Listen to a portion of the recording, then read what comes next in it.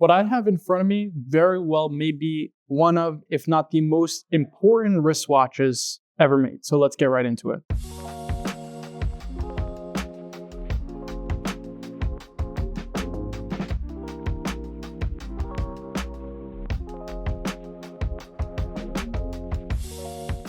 Guys, before this video starts, I'd really appreciate if you hit the like button, subscribe for more videos like this in the future. And of course, guys, I am running an Omega Speedmaster giveaway for when myself here on the Birdies Jewelry YouTube channel, as well as my friend JJ from the Watch Hangout, hit 10,000 subscribers on YouTube.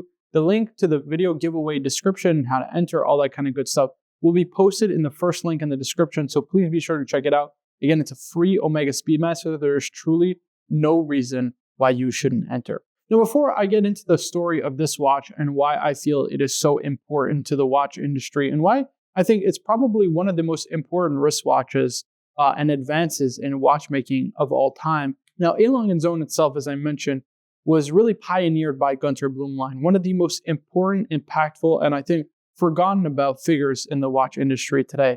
He had an incredible body of work spanning from his work with IWC, with JLC, for example, in the relaunch of the Reverso, and really helped propel those brands to what I feel is another level that they still have yet to get back to since then in the early 1990s and, of course, the late 1980s. Now, of course, when we go back to 1994, this was a totally different time than we are in today, where there was no computers, no CNC machines, things were done by hand. And although there was serial production, there simply wasn't the level of volume in terms of production numbers that we see today. Now, when we go to 1994, we don't see this wristwatch. We see one of the original 4 wristwatches that A. Lange Sohne released, including the Cabaret, the Saxonia, of course, the Lange 1, and probably one of the most incredible watches of all time, and that is the A. Lange Sohne Pour le Mérite Tourbillon. Now, of course, all 4 of those watches helped relaunch the brand and created what I feel was the groundwork for one of the most impressive relaunches for a brand that I think still is unrivaled to this day.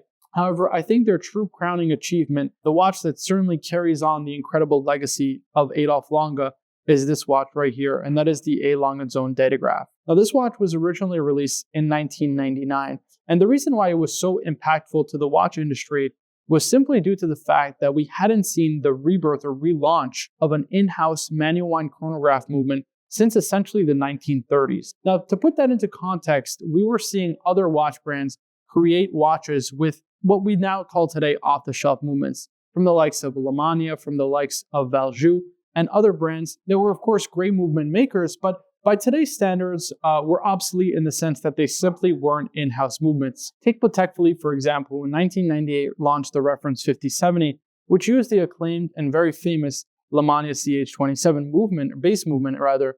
Of course, that was modified, finished by Patek Philippe to a very, very high standard.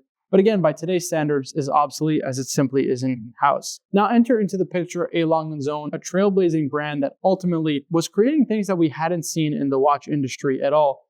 And when they released this, again, this was something that was truly earth-shattering. Now, of course, the Datograph has been made in many, many variations, but aesthetically, I don't think that there is any watch that really rivals this one. It is the A. Lange Sohne Datograph Up-Down in the Lumen version. This features a platinum case in 41 millimeters, of course, has the newer, slightly more modified Datograph movement with the up-down meaning the power reserve indicator that's available to be viewed at 6 o'clock. And of course, features that stunning, incredible movement architecture and finishing with the German silver bridges, the hand-engraved balance cock, of course, the amazing blued screws that and gold chatons that hold together the pivot jewels.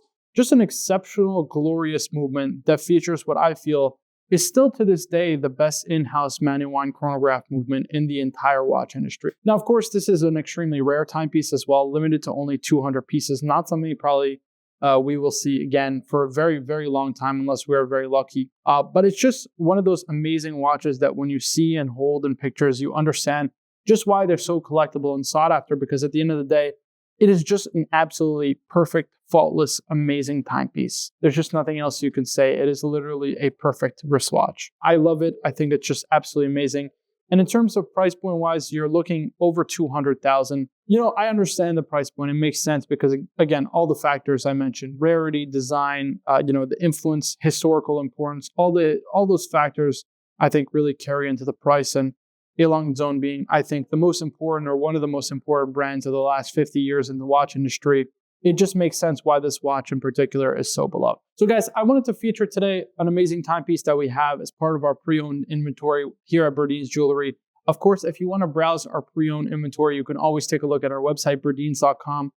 We have a lot of stuff, honestly, that never hits the website just because we get so much stuff in. So I always recommend either following myself or the Burdeen's Jewelry YouTube, Instagram page rather, for new inventory, a new product that comes in.